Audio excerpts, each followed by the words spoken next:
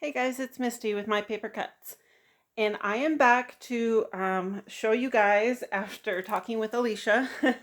um, I do when the holiday comes up for me to start really crafting for it, such as Valentine's Day, I will haul out the bin like I showed you guys on my first video and start working with it. And I always set it up the same way, so that I can just have the bin either on a table next to my desk or on the floor next to me. So as I work, I can easily see what I have. The other thing I wanted to share is some of my go-to things that I use to keep everything sorted and neat while I work with it, as well as the tricks that I use to get rid of some of the packaging to lessen the bulk so that I can fit more in my bins and make it a lot neater. So these are the things that are not in the bin right now, and that's because I do have plans for each of them. So I did leave them out. They are big, so I get them out of the way. And then I think the first thing I want to show you guys is the amount of packaging I was able to get rid of. So this is the lid to the bin, and this is all of the packaging that I am throwing out / recycling. It definitely is a lot of bulk, and I will show you guys the different things that I do. Obviously, I do get rid of the ribbon rolls and store those a different way. So there is that. And then this is the bin now. So let me make sure that's in frame. I'm like crawling around on the floor here. So this is the bin that I will have at my feet or on my desk while I work for Valentine's Day. So basically what I do is I will take all of the 12 by 12 paper pads and put them standing up in the back here. And one of the biggest tricks that I do for packaging is, like for this ephemera pack, this little flap here, that's really only there for the stores or the retailers to hang it up. We don't need that. And it usually has this little heat sealed piece right here. So I always take my scissors and I cut this off. Hopefully I'm in frame. I get rid of this. This is one of the big things that I get rid of with all of my packaging, because it's neater, it's more compact, and it's unnecessary for us to have it. So that is one thing that I do. I do that also on my 12 by 12 paper collections as well. As you can see with this one here, that flap is gone. So that way I won't have those extra flaps up here getting in my way when I sort through stuff. The other thing that I like to do with my 12 by 12 paper is I like to put the pads in the back because they are bulkier and firmer. And I think I need to, oops, sorry. And then I also get these.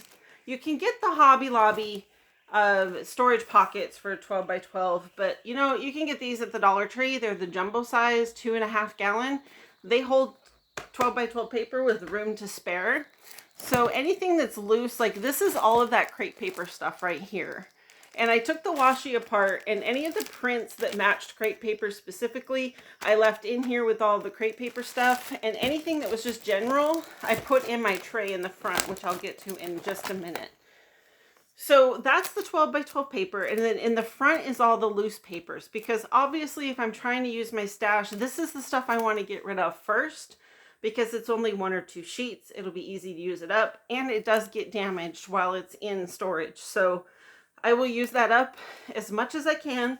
And then before I put this away for the year, when I'm done, I will put all of these into one of those Ziploc baggies or into a storage pocket from Hobby Lobby. The one that I had the 2 collections of, I binder clip them together so that I know I have 2. If I do have dupes, that is what I like to use for my albums, because they require a lot more paper. So that tells me this will be a good album set just by looking and seeing the binder clip there. So here, down here, I have, again, I binder clipped the 2 K & Company card making pads. These aren't scored or anything, so they're really just paper with the fancy bottom. So I'm not going to use them necessarily to make the cards like it shows on the front. I'll probably just use them as paper, but I clipped them together so that I knew that there were 2 and they don't get separated. And then here's all my 6x6 pads. And I do the same thing here in the front. And I all those partial pads are up front with the fuller pads near the back. And then those loose sheets that I showed you guys are right here in the front. Hopefully I will use those first. And then here are some of the thickers. These are the general thickers that with the words. I trim the top off of those. And I will say that if you are uptight about that and you do want to keep, you want to know the brand or the name, when you cut off the top, just open the resealable end and just slide that piece inside the packaging. I've done that a couple times and I'll show you guys where I've done it just to keep track. But some of these you can't really trim, so I just keep them loose. They are big and bulky. And then I'll get to these two things in a minute. This is what I do with my ribbon. I take it off the spools. I wrap it around a scrap piece of chipboard. Since I do make so many albums, I always have scrap pieces of chipboard. This flat profile holds a lot more ribbon and in a lot less space. So it's a nice, easy way to store ribbon and have it right there in eyesight to use. Down here in the front, I have these Dollar Tree wooden hearts that are stickers. And what I like to do with these is I cut off the top, and if I have likes, I take one of the packages and I slide however many I have inside one package. So this is now like a little pouch, and all 3 sets that I have of this particular kind are together like a pouch. And same thing for this one. I had 2, so those 2 are in there together. I also do that with sticker sets or anything else I have dupes of. I combine the packages because it's half the space. So, and I will show you some of that in a minute as well. You can see this little, I'm sure a lot of you will recognize this. This is one of those Dollar Tree trays. I have the lid down in there. These are all those wooden hearts that were in that wood tray from Hobby Lobby, I think. I don't like to do anything with those trays. I don't alter them or do anything like some people do. But I decided, because some of these are really, really strongly Valentine's Day, to have them in this tray until Valentine's Day. And then whatever I don't use, I will put away with my wood shapes, which are in the big like jewelry bead bins, because I have so many. And then these here are the Lawn Fawn ones. And then these are all the brads. And same thing, when I get closer to Valentine's Day or I'm done crafting for Valentine's Day, I will put these in a smaller container and they will stay in here by themselves. I did mix the 2 packages. It does not bother me. If it bothers you, I'm sorry, but it doesn't bother me. If I'm reaching for a heart brad, I'd rather see them all at once at my fingertips. And then one of my very favorite trays to use are these. They're meal prep trays. And again, they're from Dollar Tree. You get 2 and they're pretty sturdy. But what I like is they do have divided sections, and the lids close down on those sections. So it helps things not get mixed up too badly. I mean, they will mix up a bit, but helps if you put it on the right way. But it definitely is a nice, neat storage thing, nice and firm in big sections. But sometimes I will store stuff like that, but otherwise I just like to use them as trays because they have the 3 sections, 1 big and 2 small. And there's where I put, hopefully you guys can see that. Let me slide that back out a little bit. Those were those 2 sample envelopes I had. Here I rolled up that little strip of the gemstone X's and O's, and there was a couple of hearts on the end. I don't want to waste this. Stuff like this can be really expensive to replace, so I just rolled it up and tucked it in there. Hopefully I'll use that. There's some other gems in there. The washi I told you about, the 2 stamps. These were the partially done projects that I had, so hopefully I will get to those. The little emojis. Here's the little shakers for the tic-tac-toes. They're all together now, so I can, when I assemble them, all the pieces are there. And these are the pouches I told you guys about that hold them. And then here's the sequin confetti. And then the table scatter, I combined it, just put into one of those Dollar Tree jars. Frankly, I don't really use those that much. And then this is one of my other favorite things from Dollar Tree. It's gusseted, and it's got a zipper and this front pocket. And this is where I put all those cut aparts that I had. And I'm actually going to go ahead and add in that ephemera as well, because I like to keep that kind of stuff together. So that's all nice and neat and will be dust free and protected.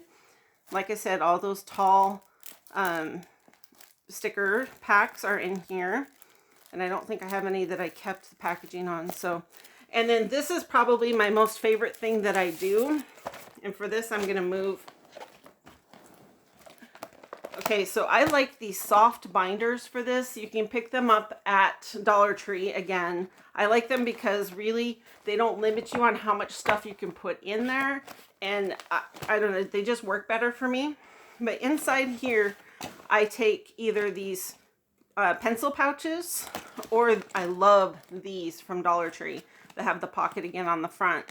And I will sort things by type, and I will remove some of the packaging. I will again combine things. So like this pouch right here has, like, these are those rub-ons that I had 2 of. So I put one in with the other and I trimmed off the top. So now that fits in here. If that top was still on there, it would not fit in this pouch. And then here is that one that I had 4 of. All 4 of them are now in this one package. And I can tuck that right in there. So that was the rub-ons and those really thin papers. And then this one here has the General Heart stickers. So these are the flatter stickers. So in the pouch I have the smaller containers. And again, I combined 2 of the packages. When I do this also, I like to take one and then flip it over and put the other in the back. That way I don't hang up on the other ones when I'm trying to put it in. And also when I'm looking at it, I can see from the front and the back how many colors or what is left of each one. So, and then there's those cork ones as well. And then inside the bigger pouch, I have the larger packages of the stickers. And again, I took the tops off of a lot of those and combined them as well. And so they all fit nice and neat in there. And then this pouch has the more dimensional things. So in this front pocket, I have those wax seals and the small heart doilies. And then here are the puffy stickers that were from, I think, Target. And then on the inside here, I have, you can see from front and back, I have those felt flowers. I have those Anna Griffin things. And what I did with those is, because it's, you know, this is where I was talking about, I tuck in the top just so if I want to remember what that is. So I can still see exactly what it is if somebody asks, and I can still store it in a nice compact space. So, but then there's like the envelopes and the dimensional stickers basically is what I kind of put in here. And then I also threw the doilies in here as well.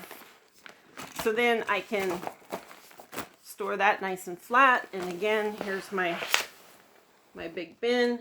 And I tend to just tuck that behind the taller stickers. And pretty much for every holiday, I have very similar supplies. So this system works really well for me. I have everything. I can just flip through. I can see what I have. I can, you know, cherry pick what I want to use. It's very, very compact now. So when I'm done, everything will lay back down flat and this bin will definitely close. So regardless of how much I use, at least I made my goal of being able to close the bin. So, Alicia, I hope that's helpful for you.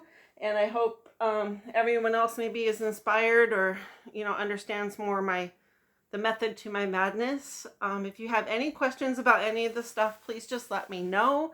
And again, thanks for tagging along. I'll talk to you soon. Bye-bye.